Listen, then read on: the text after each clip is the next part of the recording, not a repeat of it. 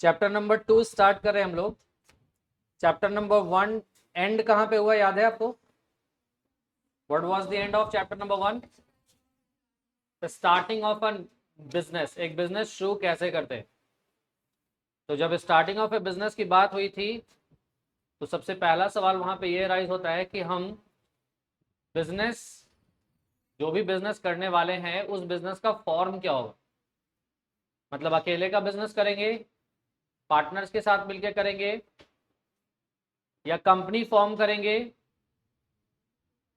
Society form करेंगे, या और जो भी ऑर्गेनाइजेशन का फॉर्म है।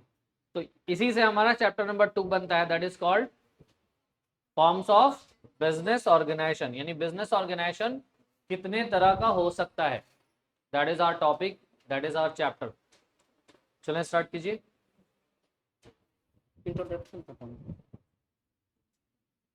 If one is planning out to start a business or is interested in expanding an existing one, an important decision relates to the choice of the form of organization.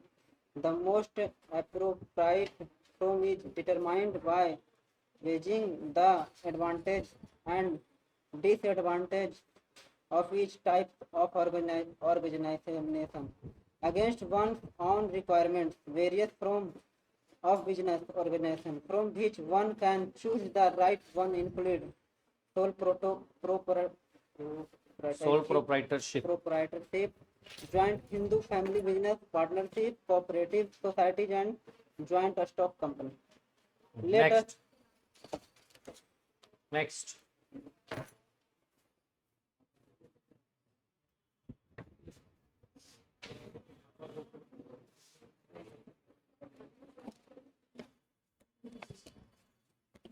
Let us start our discussion with the sole proprietorship, the simplest form of business organization, and then move on to the analyzing more complex form of organization. Sole proprietorship. Do you often go in the evening to buy a register, pen, chart paper, etc. from a small neighborhood stationery store? Well, in the all probability, in the course of your transaction, do you have interested with a sole proprietor? Sole proprietorship is a popular form of business organization and is the most suitable form of small businesses, especially in their initial year of operation. Sole proprietorship refers to a form of business organization which is owned, managed, and controlled by an individual who is the recipient of all the profit and bearer of all risks. This is evident from the term itself. The word sole implies only and proprietor refers to owner. Hence, a sole proprietor is the one who is the only owner of a business. sit down. Next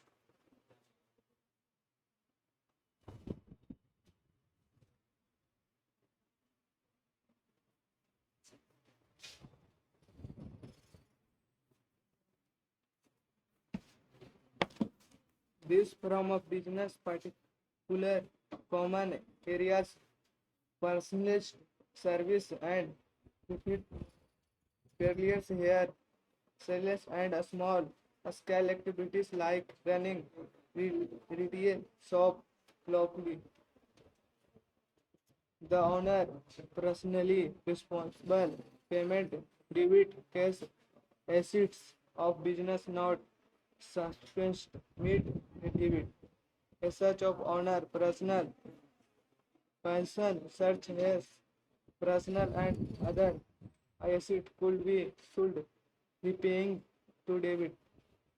Surplus to total outside liabilities XYZ dry cleaner sole proprietorship from raise us 80,000 at the time dis- distribution but asset raise 60,000 only. Such solution for Sit down. proprietor घर पे reading कर रहे हो? आया ना? नहीं कर रहे ना? रीडिंग स्टार्ट कर दो, ठीक है। इतना स्ट्रगल नहीं करोगे, एक बार पढ़ के आओगे ना तो थोड़ा आसान फील होगा और कॉन्फिडेंस भी डेवलप होगा, ठीक है। बुक ले लिए एनसीईआरटी? नहीं, तो आज जाके ले लेना, जाओ next.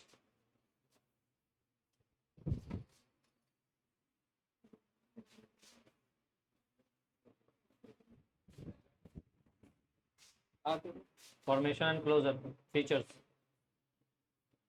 There is no separate law that governs sole proprietorship. Hardly any legal formalities are required to start a sole property business, though in some cases one may require license. Closure of the business can also be done easily. Thus, there is a easy information as well as closure of business. Sit down. Next.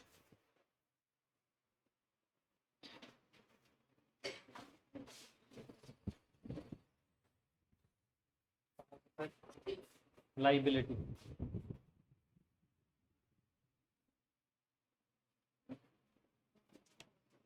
Yeah.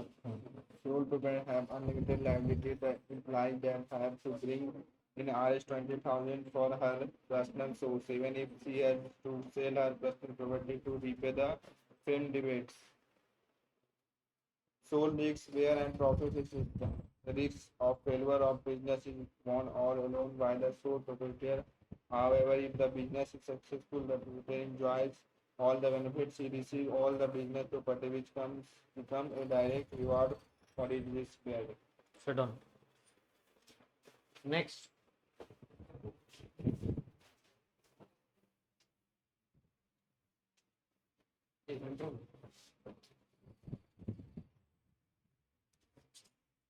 Control. The right to run the business and make all decisions lies absolutely with the sole proprietor. He can carry out his plans without any interference from others. No separate entity. In the eyes of the law, no distinction is made between the sole trader and his business. As business does not have any identity separate from the owner is therefore held responsible for all the activities of the business. Sit down. Next.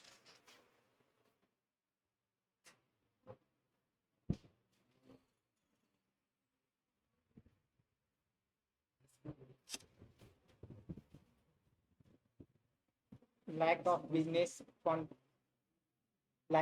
continuity. The sole proprietorship business is owned and controlled by one person. Therefore, their insanity, impressment, physical alignment, or bankrupt of sole proprietor will have direct and detrimental effect on the businesses and may even cause closure of the businesses.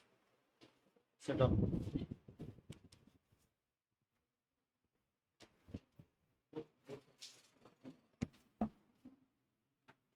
Forms of business organisation, ये हमारा topic है आज का। Those who are struggling in reading, घर पे आप reading करिए। जब आप रीडिंग करेंगे ना तो बहुत सारे वर्ड्स आप प्रोनाउंस नहीं कर पाएंगे, तब फिर अपने मोबाइल का यूज़ करिए, उन वर्ड्स को टाइप करिए और फिर सुनिए कि कैसे बोला जा रहा है। ठीक है, ये मेहनत मेरे इम्प्रूवमेंट के लिए नहीं है, किसके इम्प्रूवमेंट के लिए? आपके इम्प्रूवमेंट। ठीक है, तो इसलिए इस चीज़ को इम्प्लीमेंट करना है हर एक स्टूडेंट्स, चाहे बॉयज़ हो या गर्ल्स हो। इस चैप्टर में हम लोग क्या क्या जानने वाले हैं एक्चुअली में? Different forms of business organisation, उनके फीचर्स, मेरिट्स, डिमेरिट्स, साथ ही साथ उन सारे फॉर्म्स ऑफ ऑर्गेनाइजेशन के बीच क्या डिफरेंसेस है, और फिर लास्ट में जाके अगर हम कोई ऑर्गेनाइजेशन स्टार्ट करने वाले हैं, कोई बिजनेस सेटअप करने वाले हैं, तो हम किस फॉर्म को चूज करेंगे? सोल प्रोप्राइटर चूज करेंगे, पार्टनरशिप चूज करेंगे, कंपनी चूज करेंगे, या कौन सा फॉर्म ऑफ ऑर्गेनाइजेशन होगा? ये डिसाइड करने के लिए हमको किन किन बातों का ध्यान रखना होगा। ये हमारा आज का टॉपिक का, इस चैप्टर का पार्ट।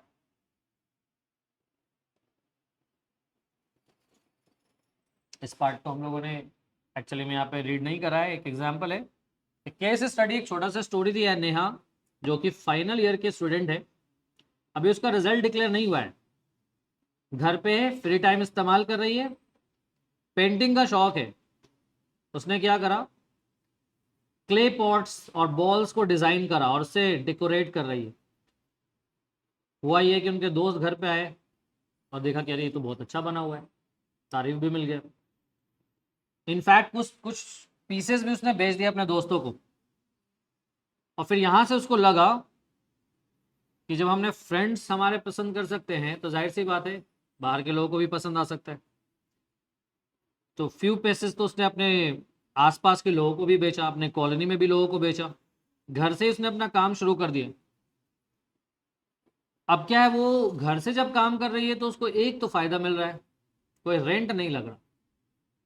दूसरा, एक तो ये है कि उसके आसपास के लोकल एरियाज के लोग जो उनके काम को बहुत सराह भी रहे, तो पब्लिसिटी भी मिल गया, पसंद आ रहा है लोगों को उनका काम। समर आते आते उसने अब तक एक प्रॉफिट कमाया, कितने अमाउंट का, 2500 का। और बहुत कम इन्वेस्टमेंट करा था, कलर में, पॉटरी में, ड्राइंग शीट्स में, क्या क्या क्या इन्वेस्टमेंट जाता है, बहुत कम, पता ही होगा। बड़े बड़े जो आर्टिस्ट हैं इसीलिए ड्राइंग्स और पेंटिंग्स का इस्तेमाल करके जो आर्ट बनाते हैं, करोड़ों में बिकता है आर्ट, आर्ट गैलरी लगती है, ठीक है। यूनिक हो, ऐसा हो, ऐसा कि एस्थेटिकली ब्यूटीफुल होता है। तो जो बड़े बड़े लोग होते हैं ना, उन जिनके पास पैसा है, जाहिर सी बात है कहाँ खर्चा करेंगे। तो जो जिनके पास पैसा होता है वो अपने आसपास का जो वाइब है ना वो क्रिएट करना चाहता है, ऐसा वाइब जो कि पॉजिटिव हो।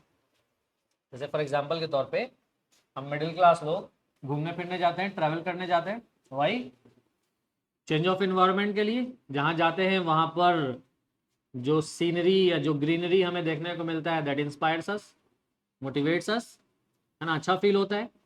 तो ऐसा ही इन्वायरमेंट वो हमेशा चाहते हैं जिनके पास पैसा है। वो चाहते हैं कि जहाँ कहीं भी जाए, और ऑब्वियसली जहाँ पे उनको अक्सर रहना है, तो they keep modifying it continuously, अपने लिविंग एरिया को कॉन्टिन्यूसली मॉडिफाई करते हैं। तो वहाँ पर भी काफ़ी स्कोप है, अगर आप आर्टिस्ट है, उस लेवल का आर्टिस्ट बनने का सोचिए, ठीक है, स्कोप है। और आज के डेट में तो एक और स्कोप बढ़ गया है, यूट्यूब पे लोग अपने स्किल्स को डिमॉन्स्ट्रेट करते हैं, इंस्टाग्राम पे या डिफरेंट एरियाज में अपने स्किल्स को एज अ पार्ट टाइम। देखो अभी हम ये कह रहे हैं कि you are in a duration जहाँ पे अभी आपको अपना एजुकेशन भी हासिल करना है, and education is very important.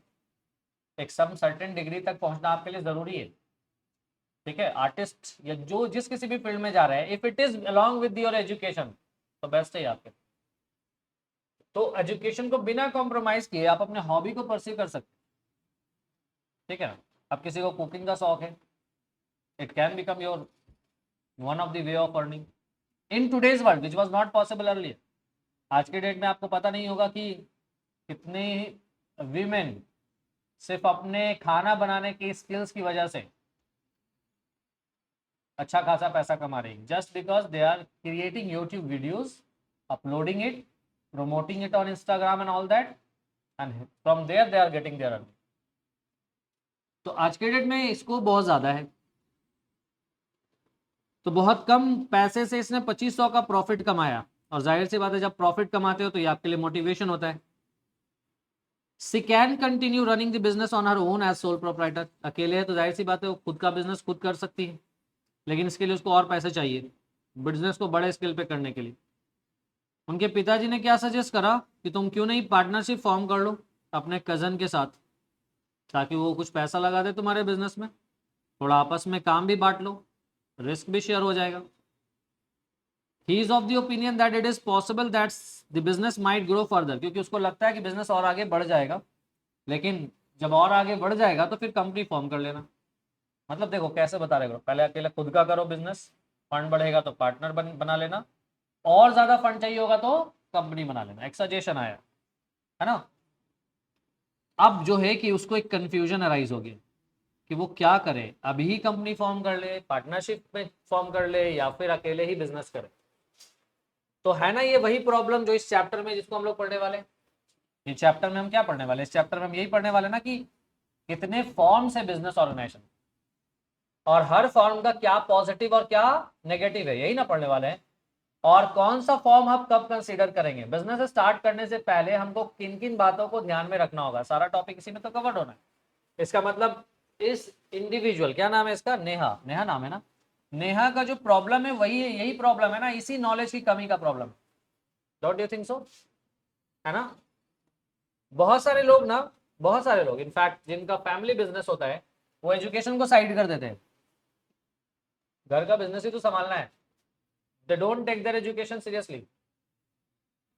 तो इसका मतलब है कि ठीक है, अच्छी बात है, एजुकेशन को आपने सीरियसली नहीं लिया तो क्या होगा, इसके नतीजे में ये होगा जो बिजनेस आपके फादर जहां पे छोड़ के गए उसको आप वहीं से संभालिएगा और उसी तरीके से करते रहेगा, unless you have the knowledge of today's world, today's business environment, today's business world.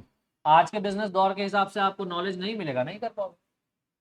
खैर आजकल तो अवेयरनेस अलग अलग फॉर्म से भी मिल जाता है, नॉलेज अलग अलग फॉर्म से भी आपको मिलने लगा है, ठीक है, sitting at your home, at your desk, different तरीके से भी आपको नॉलेज एक्वायर कर लेते हैं, बट एक फॉर्मल एजुकेशन आपको ज्यादा हेल्प करता है compare to watching some 30 second 1 minutes और 2 मिनट रील्स और सम 10 मिनट्स वीडियोस। जब आप खुद से पढ़े हुए रहोगे, डिटेल से जाने हुए रहोगे, तो फिर वो रील्स आपको ज्यादा हेल्प करेंगे, वो क्लिप्स आपको ज्यादा हेल्प करेंगे।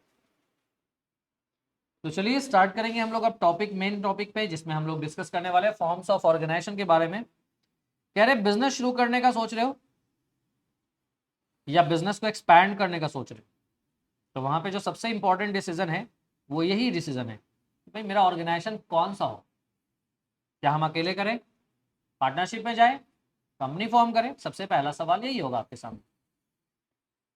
Most appropriate form, most appropriate यानी कोई भी एक फॉर्म ऑफ बिजनेस बेस्ट नहीं है। अगर कोई कहते कि sole proprietor is the best, it can be, it can not, depend करता है किस पे, सिचुएशन पे। आप किस सिचुएशन में है बिजनेस के, इस पे डिपेंड करेगा आपका form of organisation. So not all, every single form of organisation is not suitable for every situation. आप ये नहीं कह सकते कि एक फॉर्म ऑर्गेनाइजेशन उठाओ सबके लिए सुइटेबल और नो। तो यहां पर देखें, जो मोस्ट एप्रोप्रिएट फॉर्म होगा ना, वो कैसे डिसाइड होगा, वो डिसाइड होगा एडवांटेजेस डिसएडवांटेजेस को ध्यान में रखते हुए, और उसके अलावा यानी एडवांटेज डिसएडवांटेज किसका, डिफरेंट फॉर्म्स ऑफ ऑर्गेनाइजेशन जो हम आगे पढ़ने वाले हैं उनका एडवांटेज और उनका डिसएडवांटेज, और उसको कंपेयर करेंगे मेरा रिक्वायरमेंट क्या है, मेरे रिक्वायरमेंट में कौन सा ऑर्गेनाइजेशन फिट है और कौन सा ऑर्गेनाइजेशन अनफिट है, उसके हिसाब से आगे बढ़ेंगे। तो own requirement and forms of organisation का एडवांटेजेस डिसएडवांटेज, ये दो चीजों को आप कंबाइन कर लो, you will get the answer कि कौन सा फॉर्म ऑफ ऑर्गेनाइजेशन हमको स्टार्ट करना, किस फॉर्म ऑफ ऑर्गेनाइजेशन पे हमको जाना चाहिए। अब देखें कौन कौन सा फॉर्म ऑफ ऑर्गेनाइजेशन है। Sole proprietorship, joint Hindu family business, partnership, cooperative societies, joint stock company. यानी we are going to talk about these 5 form of organisation. हम इन 5 डिफरेंट फॉर्म्स ऑफ ऑर्गेनाइजेशन के बारे में बात करने वाले हैं, ठीक है। तो सबसे पहले जो डिस्कशन हमारा स्टार्ट होगा सबसे सिंपलेस्ट फॉर्म ऑफ ऑर्गेनाइजेशन के बारे में है, वो क्या है, सोल प्रोप्राइटरशिप। यानी आज का हमारा पूरा डिस्कशन सोल प्रोप्राइटरशिप के बारे में। आज के डिस्कशन के बाद एटलीस्ट फीचर्स, मेरिट, डिमेरिट्स, यहां तक हम लोग पहुंच जाएंगे। तो चूंकि आप लोगों में से बॉयज में तादाद कम है आज, तो सारे लोग प्रेजेंट होते तो मेरिट्स और डिमेरिट्स भी पढ़ लेते, बट लेट्स सी कहां तक पहुंचते हैं हम लोग। The simplest form of business organization and then move on to analyzing more complex form of organization। देखो ये जो ऑर्डर आपको मिल रहा है ना, सिंपलेस्ट, टफेस्ट, ये जो ऑर्गेनाइजेशन का फॉर्म है सबसे पहला वाला सबसे सिंपल है और सबसे एंड वाला सबसे कॉम्प्लिकेटेड, ठीक है।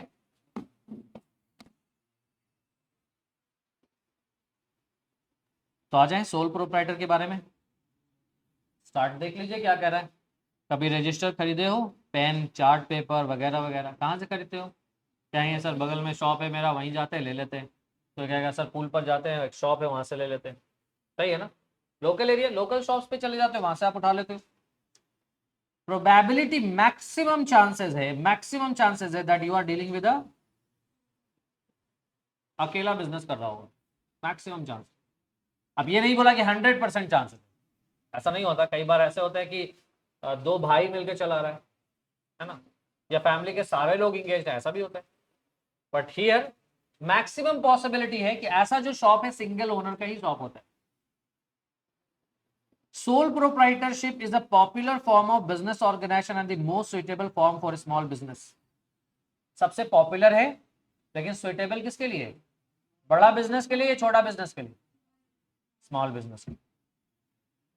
लेकिन खास करके स्मॉल बिजनेस में भी तब जब आपका ये इनिशियल ईयर्स ऑफ ऑपरेशन है, मतलब अभी शुरू ही किए हो, बिजनेस करने का सोच रहे हो, अकेले बिजनेस करने का सोचो, सबसे आसान यही है, स्टार्टिंग भी यहीं से होना होता है।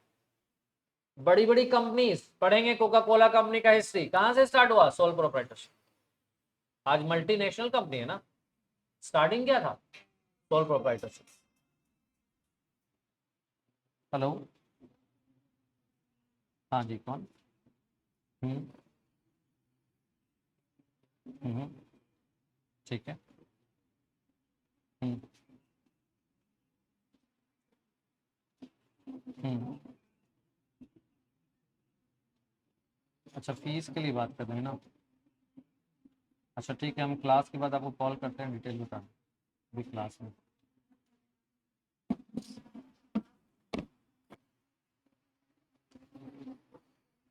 यहां से देखो सोल प्रोप्राइटरशिप का डेफिनेशन स्टार्ट हो रहा है। What do you mean by sole proprietorship? Question, sole proprietorship एक फॉर्म ऑफ ऑर्गेनाइजेशन है, क्या है ये? A business organisation which is, क्या है लिखा हुआ? ओन्ड, मैनेज्ड, जिसका ओनर, जिसका मैनेजर एंड कंट्रोलर कौन होगा? एक ही इंडिविजुअल। खुद खुद का बिजनेस है, खुद मैनेज कर रहा है, सारा कंट्रोल खुद कर रहा है, और तो और जो भी प्रॉफिट होगा वो सब किसको जाएगा? उसी पर्सन को जाएगा। और बिजनेस का जो जो भी लॉस होगा किसको झेलना होगा? उसी इंडिविजुअल को झेलना होगा। इस तरह का फॉर्म ऑफ ऑर्गेनाइजेशन क्या कहलाएगा? आ गया definition. A business that is owned, managed and controlled by a single individual who bears all the profits and who receives all the profit and bears all the losses. That's it. ये किसका definition है? Sole proprietor. Question आएगा, बना लोगे, what do you mean by sole proprietorship? आगे बढ़िए। अब देखो यहाँ पे ना इसी को थोड़ा सा एलैबोरेट कर दिया। देखो इसमें जो वर्ड सोल है ना, इसका क्या मतलब है? ओनली। और प्रोप्राइटर का क्या मतलब है? Only owner. ओनली मतलब एकलौता ओनर। वैसा बिजनेस फॉर्म जिसका ओनर सिर्फ एक इंडिविजुअल हो। ये जो बिजनेस ऑर्गेनाइजेशन है ना, ये सबसे ज्यादा कॉमन है किन बिजनेसेस में? Beauty parlour, hair salon, small scale activities जैसे कि रनिंग ए रिटेल शॉप, इन जगह पे ये कॉमन आपको ऐसे बिजनेसेस कॉमनली देखने को मिलते हैं। चलिए, चूंकि ये बात हो गई है तो अब ये भी जान लीजिए आप, ये जो सोल प्रोप्राइटरशिप बिजनेस है इसके फीचर्स क्या क्या है, पॉइंट बाय पॉइंट डिस्क्रिप्शन क्या है। सबसे पहला क्या पॉइंट आ रहा है? देखो, किसी भी ऑर्गेनाइजेशन को फॉर्म करने के लिए वैसे तो ऐसा होता है कि आपको कोई ना कोई लॉ फॉलो करना होता है। पार्टनरशिप फॉर्म कर रहे हो, लॉ है उसके लिए अवेलेबल, उस कानून को फॉलो करिएगा। कंपनी फॉर्म कर रहे हैं, उसके लिए कानून है। जॉइंट एंड फैमिली बिजनेस के लिए कानून है। यानी there are laws existing for all types of business organisation. सबसे मिनिमम लॉ जिस बिजनेस में लगता है वो यही है, सोल प्रोप्राइटरशिप। इसके लिए कोई सेपरेट लॉ नहीं है, अलग से कोई कानून नहीं है। हार्डली एनी लीगल फॉर्मेलिटीज, बहुत कम ही लीगल फॉर्मेलिटीज है। जैसे आज के डेट में एक जीएसटी नंबर ले लीजिए, दैट्स इट, हो गया। जीएसटी नंबर लेने के लिए जो भी फॉर्मेलिटीज होगा वो फुलफिल कर लीजिए, यानी मिनिमम फॉर्मेलिटीज है। वो तो अब हो गया जीएसटी लागू होने के बाद, इससे पहले तो ये भी नहीं था। When GST was not there, forming a business कुछ सेक्शन को छोड़ करके, जहां पे लाइसेंस वगैरह का जरूरत है, उन बिजनेसेस को छोड़ के बाकी जनरल बिजनेसेस में कोई लीगल फॉर्मेलिटीज नहीं था। बट अब थोड़ा सा लीगल फॉर्मेलिटीज है, दैट इज उसमें एक आ रहा है क्या? जीएसटी। दो इन सम केसेस वन में रिक्वायर लाइसेंस। लेकिन अगर आप सिंगल ओनर का बिजनेस भी है, लेकिन किसी ऐसे बिजनेस को कर रहे हो जहां पे गवर्नमेंट ने लाइसेंस का सिस्टम लगा रखा है, तो फिर लाइसेंस होना चाहिए। Closure of the business can also be done easily. ऐसा बिजनेस फॉर्म भी आसानी से कर सकते हो, बंद भी आसानी से कर सकते हो। There is ease in formation as well as closure of business। पहला फीचर क्या मिला? Formation of A sole proprietorship is easy and it can be closed easily. Form भी आसानी से होगा, बंद भी आसानी से। मिनिमम लीगल फॉर्मेलिटीज इस पे लगता है, उस फॉर्मेलिटीज को पूरा करके आप बिजनेस शुरू कर सकते हो, और बिजनेस नहीं चला बंद कर दीजिए, कोई टेंशन नहीं। दूसरा लाइबिलिटी, पहला वाला पॉइंट एडवांटेज में जाएगा कि डिसएडवांटेज में? फॉर्मेशन आसान है, क्लोजर आसान है, एडवांटेज में जाएगा कि डिसएडवांटेज में? एडवांटेज में जाएगा ना। पीछे का फैन ऑफ करो, एडवांटेज में जाएगा ना, क्योंकि हम जब फीचर्स डिस्कस कर रहे हैं ना, अगर आपने उन पॉइंट्स को समझा ना, तो वहीं से तुम एडवांटेज डिसएडवांटेज खुद कंस्ट्रक्ट कर लो, इवन दो कि अगर हमने नहीं भी डिस्कशन करा तो भी। ठीक है, नींद पूरा नहीं हुआ तुम्हारा? ठीक है, बैठ जाओ। क्या हो, सब ऑफ हो गए? आगे का तो ऑफ नहीं होना चाहिए, पीछे से वो वाला ऑन रखो।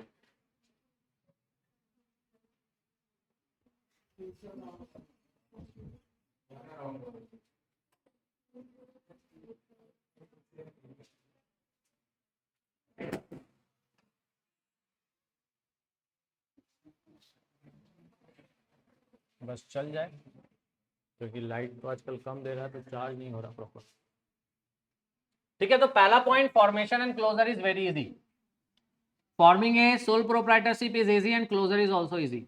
स्टार्ट भी आसानी से कर सकते हो, बंद भी आसानी से कर सकते हो। Minimum legal formalities sole proprietorship पे लगता है, तो ये एडवांटेज में आएगा। अब आइए दूसरा पॉइंट, लाइबिलिटी। लाइबिलिटी के बारे में दो वर्ड याद रखिएगा, एक कहलाता है लिमिटेड और एक कहलाता है अनलिमिटेड। किसी भी फॉर्म ऑफ ऑर्गेनाइजेशन का जो लाइबिलिटी है या तो लिमिटेड होगा या अनलिमिटेड। अगर आपने इन दो वर्ड्स का मीनिंग समझ लिया तो फिर आप ये वर्ड आसानी से डिफाइन कर दोगे कभी भी। लिमिटेड का मतलब है जितना लगाया है बिजनेस में उतना ही डूबेगा। समझ रहे हो? बिजनेस में जितना इन्वॉल्वमेंट है आपका, जो भी चीज बिजनेस में लगा हुआ है ना, उतना ही डूब सकता है। अनलिमिटेड का मतलब जो लगाए हो वो तो डूबेगा ही डूबेगा, तुम्हारे पास जो और पड़ा हुआ है ना पहले, वो भी जाएगा। इस फॉर्म ऑफ ऑर्गेनाइजेशन में क्या है, बिजनेस लाइबिलिटी क्या है, लिमिटेड है कि अनलिमिटेड? क्या लिखा, क्या लिखा? अनलिमिटेड है। ठीक है, तो जब बड़ा रिस्क ले रहे हो, तुमको पता है कि रिस्की बिजनेस है, सोल प्रोप्राइटर में मत जाना, तो घर द्वार सब बिक जाएगा। समझ रहे हो ना?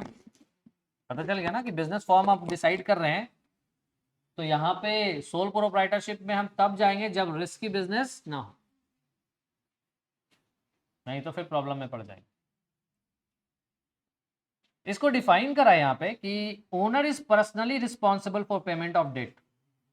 अगर एसेट सफिशिएंट नहीं है ना बिजनेस का, तो फिर बिजनेस के मालिक को अपना संपत्ति बेच के पैसा पे करना पड़े, वो ओनर पर्सनली रिस्पॉन्सिबल होगा। तो अगर उस ओनर के हाथ में कोई पर्सनल संपत्ति है ना, तो वहां से वो बेच के देगा। जैसे यहाँ पे एग्जांपल दिया, मान लीजिए XYZ जो है ना ड्राई क्लीनर है, सोल प्रोप्राइटर फॉर्म है, बिजनेस उसका खत्म हो गया है और उसके ऊपर कर्जा है कितना, 80,000 का। लेकिन जब उसने बिजनेस की संपत्ति को बेचा है तो कितना पैसा है, 60,000। अब क्या होगा, क्या होगा, उसको 20,000 और देना पड़ेगा ना। कहाँ से, अपना एसेट बेच के। ठीक है, 20,000 पूरा देना होगा। ठीक है, तो फर्म के कर्जा को अपने पर्सनल संपत्ति से बेच के पूरा करना पड़ रहा है, ये है अनलिमिटेड लाइबिलिटी का मीनिंग। तो सोल प्रोप्राइटरशिप में लाइबिलिटी क्या है, अनलिमिटेड। ये इसका एडवांटेज में जाएगा कि डिसएडवांटेज? आगे चलिए, sole risk bearer and profit recipient, सारा का सारा मुनाफा भी इसी का और सारा का सारा रिस्क भी इसी का। तो सारा मुनाफा तो पॉजिटिव पॉइंट है और सारा risk negative point. So the risk of failure of business is borne all alone by the sole owner. However, if the business is successful, proprietor जो है सारा बेनिफिट लेगा। तो बिजनेस से आने वाला जितना मुनाफा है उसी के पास जाएगा और बिजनेस में होने वाला सारा लॉस भी उसी को झेलना पड़ेगा, उसी ओनर। अब आइए कंट्रोल, ये तो हमने बाय डेफिनेशन ही पढ़ा। द पर्सन, सोल प्रोप्राइटर एक ऐसा फॉर्म ऑफ बिजनेस ऑर्गेनाइजेशन है जिसको ओन्ड, मैनेज्ड, कंट्रोल कौन करता है, एक ही इंडिविजुअल। कंट्रोल कौन करेगा, एक ही individual. The right to run the business and make all decision lies absolutely with the sole owner. जो बिजनेस का ओनर है, बिजनेस को मैनेज और कंट्रोल करने की जिम्मेदारी भी उसी के ऊपर है। He can carry out his plans without any interference from others. उसके बिजनेस में कोई दूसरा इंटरफेयर तो जो चाहे वो कर सकता है अपने बिजनेस में। फायदा है ना, पॉजिटिव पॉइंट है ना, full control is the positive point. Now next, no separate entity. कानून के नजर में सोल ट्रेडर और उसका बिजनेस अलग अलग नहीं है। So the owner is therefore held responsible for all the activities of the business. तो जो भी चीजें बिजनेस के साथ होंगी ना, उसके लिए रिस्पॉन्सिबल किसको ठहराया जाए? ओनर। तो लीगली ये पॉइंट रिस्की है ना। Disadvantage, no separate entity. समझ में आ गया? बिजनेस और ओनर दोनों अलग नहीं है किसकी नजर में? In the eyes of law, कानून के नजर में। ठीक है, बिजनेस के साथ कुछ भी होगा the owner will be responsible. Lack of business continuity. Single owner है, अकेला ओनर है, कहीं घूमने चला गया तो बिजनेस बंद रहेगा, किसी फैमिली फंक्शन में चला गया तो बिजनेस बंद करके जाना पड़ेगा। समझ लो, या परमानेंटली चला गया तो वैसे भी बंद हो जाना है बिजनेस। तो इसका मतलब बिजनेस में कोई कंटिन्यूटी है क्या? तो डेथ, इंसैनिटी, इम्प्रिजनमेंट, डेथ हो जाना, पागल हो जाना, जेल चला जाना, या फिजिकली बीमार पड़ जाना, या फिर बैंकरप्ट हो जाना, सोल प्रोप्राइटर कंगाल हो गया, इन सारे केसेस में आपका बिजनेस क्या हो जाएगा? बिजनेस बंद हो जाएगा। Is that clear? तो ये था हमारा कितना फीचर हम लोगों ने पढ़ा? 6। टोटल कितने फीचर्स आए आपके सामने? 6। अब देखो, हालांकि हम लोगों ने मेरिट्स डिमेरिट्स नहीं पढ़ा ना, let's see one by one, one one करके एक एक करके पॉइंट देख लेते हैं। सबसे पहला मेरिट्स में क्या आ रहा है? क्या आ रहा है? ये क्यों हो रहा है क्विक डिसीजन? क्योंकि कंट्रोलर और मैनेजर एक ही इंडिविजुअल है ना, सारा चीज कंट्रोल और मैनेज उसी को करना है, तो डिसीजन क्या होगा? जब करना ही खुद है तो डिसीजन क्विक लेना, किसी पर डिपेंडेंसी तो है नहीं। तो पहला एडवांटेज, फुल फ्रीडम है, जो भी चाहे वो डिसाइड कर सकता है ओनर, किसी से कंसल्ट करने का जरूरत नहीं है। ठीक है, तो जैसे ही कहीं पे उसको बिजनेस दिखेगा वो उसका फायदा उठा लेगा। दूसरा, कॉन्फिडेंशियलिटी ऑफ इंफॉर्मेशन। जब बिजनेस उसका है तो क्या ये बात उसको इंपॉर्टेंट बिजनेस इंफॉर्मेशन क्या किसी के साथ शेयर होगा? तो यानी अगर आपका बिजनेस है तो बिजनेस से रिलेटेड सारा इंफॉर्मेशन आपका कॉन्फिडेंशियल रहेगा, दूसरे को मालूम नहीं हो सकता। तो ये भी फायदा है ना। सच सोल डिसीजन मेकिंग अथॉरिटी की वजह से प्रोप्राइटर जो है वो सारा इंफॉर्मेशन बिजनेस का खुद के पास रखता है, तो पूरा का पूरा बिजनेस इंफॉर्मेशन उसका क्या है? सेक्रेट है। The sole trader is also not bound by law to publish firm's account। और क्योंकि कानून खुद भी नहीं कहता कि तुम अपने अकाउंट के डिटेल सबको दो, कितना मुनाफा कमा रहे हो, कितने लॉस में जा रहे हो, सब बताने का जरूरत नहीं। If you are sole proprietor, single owner का बिजनेस है तो ये सब कुछ करने का जरूरत नहीं। ज्यादा से ज्यादा आप क्या कर सकते हैं? जीएसटी रिटर्न फाइल करिए, दैट्स इट। आज के डेट में वही बढ़ा ना, 2017 से, उससे पहले तो ये भी नहीं था। बहुत लोअर से थोड़ा सा ऊपर लेवल पे लोग जाते थे तो वैट वगैरह पेड करते थे, सेल्स टैक्स पेड करते थे। अब आइए तीसरा फायदा, डायरेक्ट इंसेंटिव। पूरा मुनाफा किसको मिलेगा? तो सोल प्रोप्राइटर जो है ना, जितने भी बेनिफिट है उसके बिजनेस से, सारा का सारा प्रॉफिट इन्हीं को जाता है। ये प्रॉफिट उसको किसी के साथ शेयर करने का जरूरत नहीं है, तो ये भी एडवांटेजेस में है। तीसरा, चौथा पॉइंट देखिए, सेंस ऑफ अकम्प्लिशमेंट। ये वर्ड एडिशनली जोड़ा गया। सेंस ऑफ अकम्प्लिशमेंट का मतलब क्या है? हम एक अकेले बिजनेस शुरू करें और उस बिजनेस को सक्सेसफुली आगे बढ़ाते चले जाएं, क्या लगता है हमको? सेटिस्फाइड फील होंगे कि नहीं? कैसा फील होगा आपको? लगेगा कि कुछ किया लाइफ में, है ना? किसी भी चीज को सक्सेसफुली कंप्लीट करने का फीलिंग आएगा, और इसी वर्ड के लिए वर्ड यूज हो रहा है, सेंस ऑफ अकम्प्लिशमेंट। तक गया ना?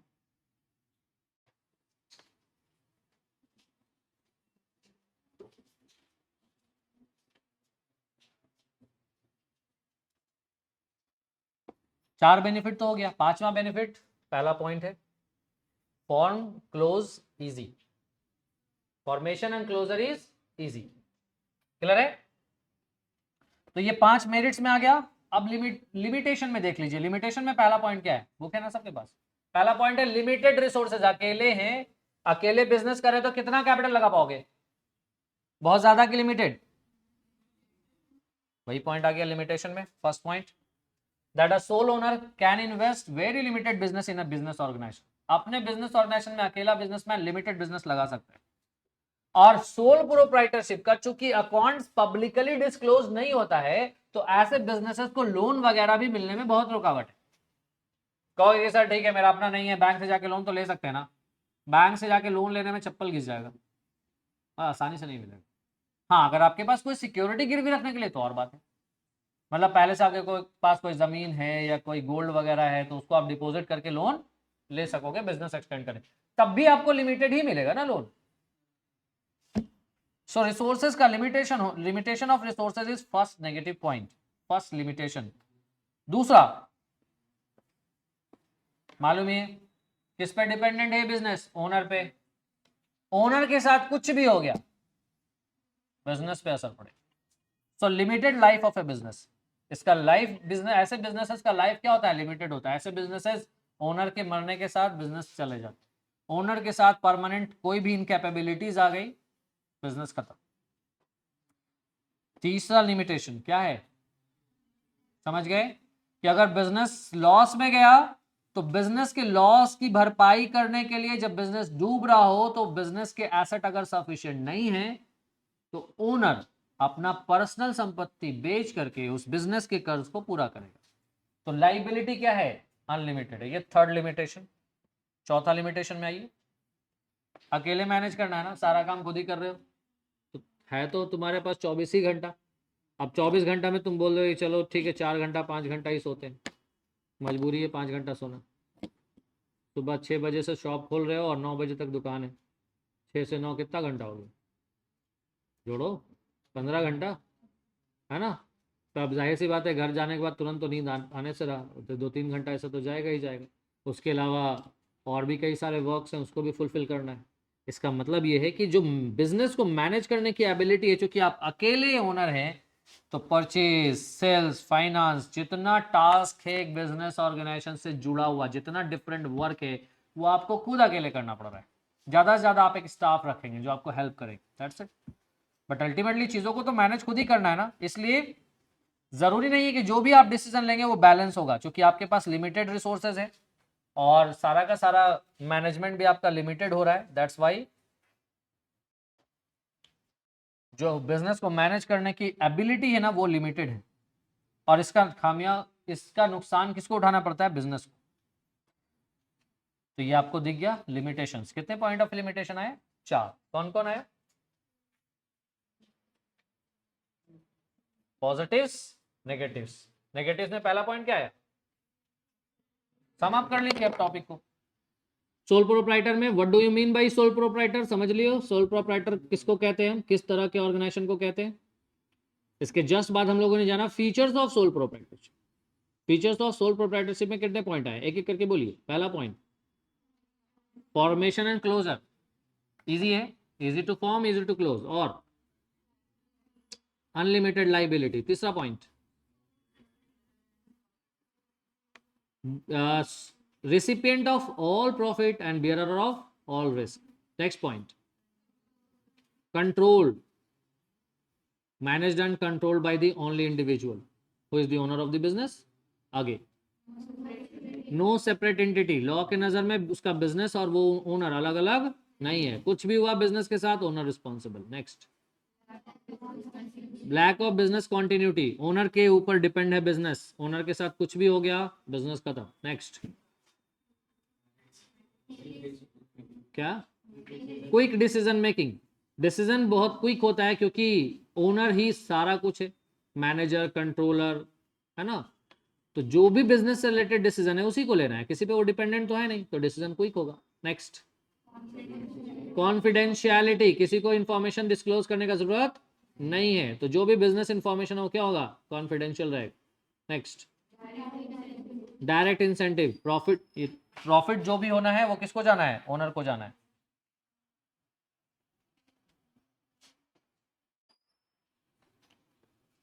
तो मेरिट में आ गए ना, quick decision making is the merit, confidentiality of information is the merit, direct incentive भी मेरिट है बिजनेस ऑर्गेनाइजेशन का, सोल प्रोप्राइटरशिप का, सेंस ऑफ अकम्पलिशमेंट यानी सक्सेसफुली किसी चीज को करा इस बात की अकम्पलिशमेंट फीलिंग आएगी।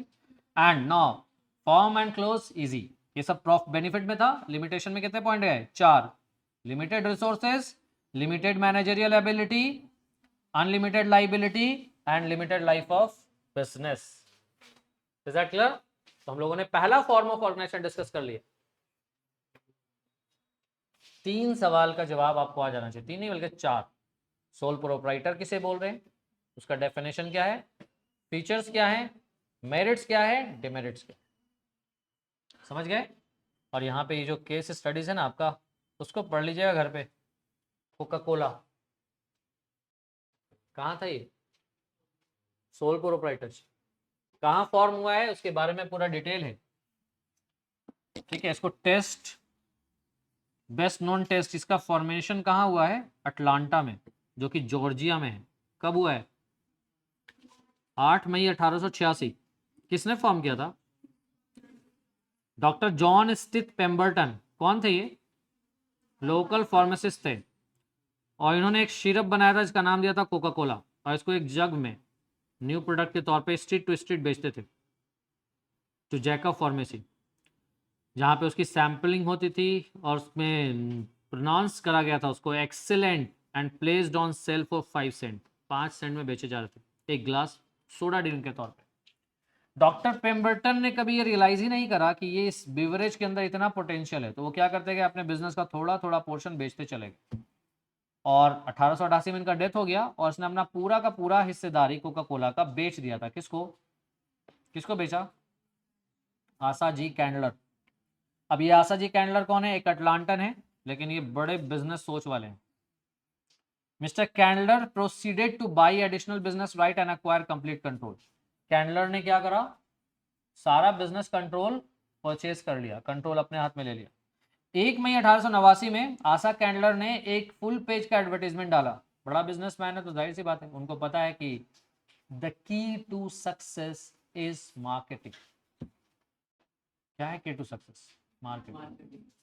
आपको पता होगा कि आज से लगभग हम बात कर लें 10-12 ईयर्स बैक, 10 ईयर्स बैक, ज़्यादा नहीं, 10 ईयर्स बैक, आपको 2 बड़ी ब्रांडेड कंपनी जो अभी मोबाइल सेगमेंट में वन ऑफ द टॉप में है इंडिया में, उसका नाम भी नाम और निशान नहीं था, ओप्पो, वीवो। लॉन्च से पहले कोई जानता था क्या इसके बारे में? कौन कंपनी है? क्या किया इसने? जहां घूमिए शहर में बड़ा बड़ा होर्डिंग बोर्डिंग, जिस सेलर के पास जाइए उसका एक डेस्क लगा हुआ है, ओप्पो वीवो। चैनल्स ओपन करिए, ओप्पो का प्रचार, वीवो का प्रचार। आज क्या है? मार्केट शेयर में टॉप 5 में इन 2 कंपनियों का भी नाम है। टॉप 5 इंडियन मार्केट, ये 2 कंपनियां भी टॉप पोजीशन में अपना जगह बना चुकी मार्केटिंग।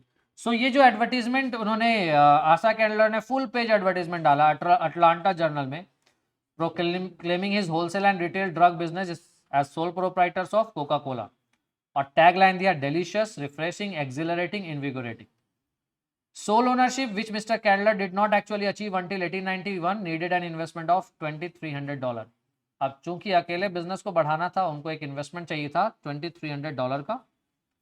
1892 में मिस्टर कैंडलर ने क्या करा? कंपनी फॉर्म कर दिया। कंपनी क्यों फॉर्म करा? क्या जरूरत था कंपनी फॉर्म करने का? पहला पॉइंट आपको बता दिया गया, क्या? पैसे की कमी। तो इन्वेस्टमेंट की कमी की वजह से उसको इन्वेस्टमेंट चाहिए था, फंड चाहिए था। अगर फंड किसी एक ऑर्गेनाइजेशन को सबसे आसानी से मिलता है, बिजनेस ऑर्गेनाइजेशन, तो वो है company, and specially if it is a public company, and specially if it is listed in a stock exchange. समझ लो लेवल है।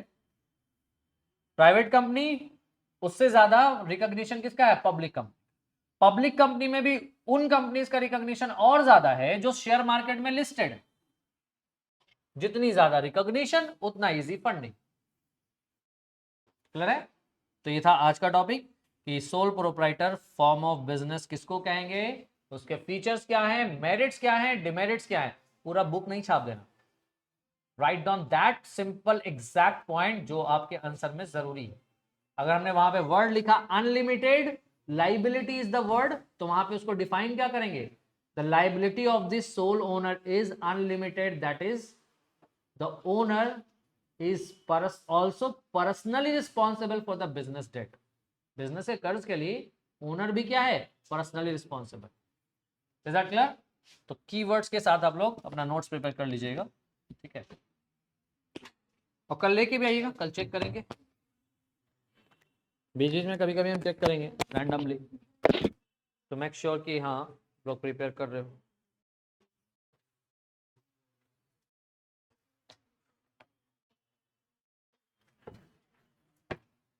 आज लगता है आज इंपॉर्टेंट क्लास है आप लोग का, GST set of,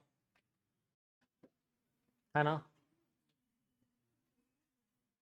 GST set of का क्लास है ना, कॉन्सेप्ट क्लास है आज। कॉन्सेप्ट क्लास, प्रैक्टिस क्लास, दो ही क्लास होना है। प्रैक्टिस क्लास मतलब टॉपिक का कॉन्सेप्ट सीख चुके हो, बस उससे रिलेटेड क्वेश्चन बनाना है। जितना ज़्यादा प्रैक्टिस करोगे उतना ज़्यादा सीखोगे। स्टार्ट करेंगे 5 मिनट्स बाद।